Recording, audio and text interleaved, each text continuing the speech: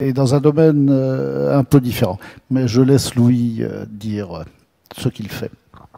Merci beaucoup Jean-Jacques et bonjour à tous. C'est la première intervention publique que Gamma fait de manière un petit peu officielle. Donc comme Jean-Jacques l'expliquait, notre start-up est très récente. Elle a quelques mois, elle a une quinzaine de mois seulement.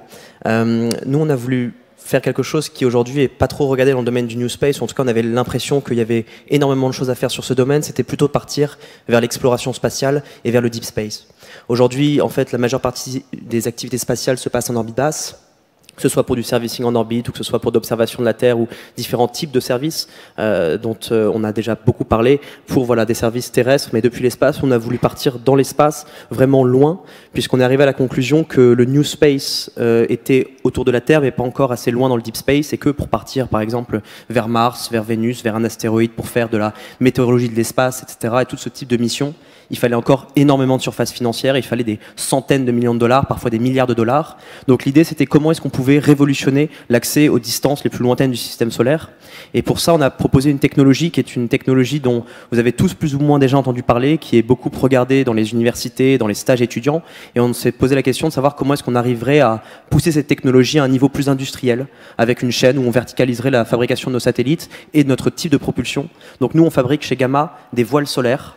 C'est un type de propulsion qui vient réfléchir la lumière et on se sert de la pression radiative pour pousser nos charges utiles d'un point A à un point B. Donc on est mis à poste à une certaine altitude, on déploie notre voile solaire et ensuite, avec l'orbitographie, avec la mécanique céleste, avec la pression radiative, on arrive à se déplacer dans le système solaire.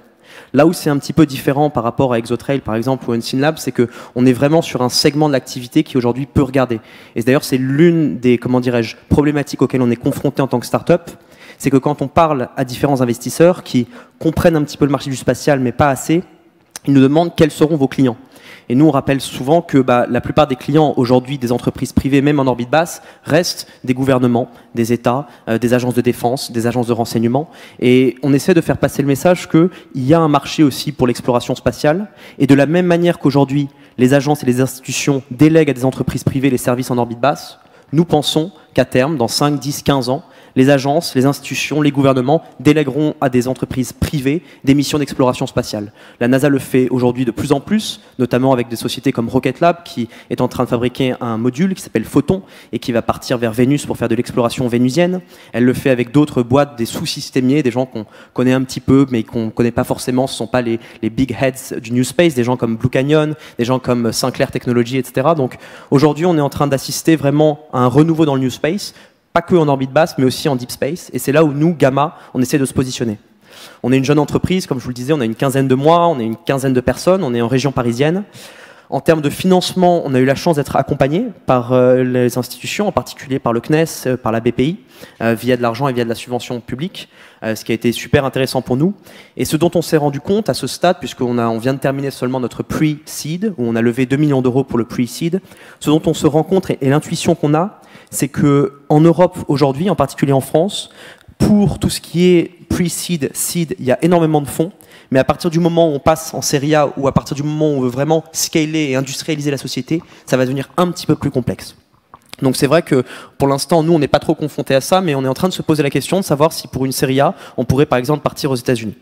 Et enfin, je rajouterai par rapport à l'accompagnement en France, je tiens à remercier le CNES, je ne sais pas s'il y a des représentants du CNES ici, parce que le CNES a mis en place vraiment un accompagnement des startups sur énormément d'aspects qui nous est pour nous crucial. Premièrement, c'est vraiment du conseil informel et régulier, c'est de la revue de phase. C'est de l'accompagnement, par exemple, vraiment structurel. On a besoin de grandes salles blanches. Vous imaginez bien qu'une voile solaire, c'est, par exemple, stocké dans un CubeSat 6U. On envoie notre première voile solaire là au mois d'octobre. C'est un CubeSat 6U qui va déployer à peu près 100 mètres carrés de voile solaire. Donc c'est très très grand. Comment est-ce qu'on arrive à pouvoir préparer cette voile solaire et l'intégrer avant son vol en orbite? Ça, le CNES est présent et nous accompagne sur ces différents sujets-là. De l'argent, du conseil, encore une fois, qui est formel ou informel. Et la dernière petite partie de ma présentation, ce sur quoi je voudrais vraiment appuyer, c'est qu'il Il y a aujourd'hui beaucoup d'opportunités pour des missions de démonstration, notamment en orbite basse et des missions d'IoD et tout type de missions qui vont venir voilà, permettre à des technologies de mûrir. On aimerait bien voir la même chose un peu plus loin dans l'exploration spatiale. On aimerait créer un climat de confiance avec les acteurs institutionnels pour pouvoir faire des missions un peu plus ambitieuses. Par exemple, pour pouvoir réaliser une mission française d'exploration de Vénus ou une mission française qui partirait vers un astéroïde. Le SLS va bientôt partir, je l'espère. On attend tous un petit peu le décollage de cette fusée, je l'espère, le plus rapidement possible. 12 CubeSat ou 11, je crois, maintenant sont dans cette fusée et vont partir faire du CubeSat interplanétaire. Donc on pense qu'il y a un marché aussi pour ce type de nanosatellite et ce type d'initiative. Et c'est, je pense, chez Gamma aujourd'hui, ce qu'on demande le plus au pouvoir public, à l'ESA, au CNES et à tout type d'acteurs, c'est aidez-nous à partir en deep space et à collaborer sur ce type de mission. Merci Louis. Bon, on reviendra là-dessus dans la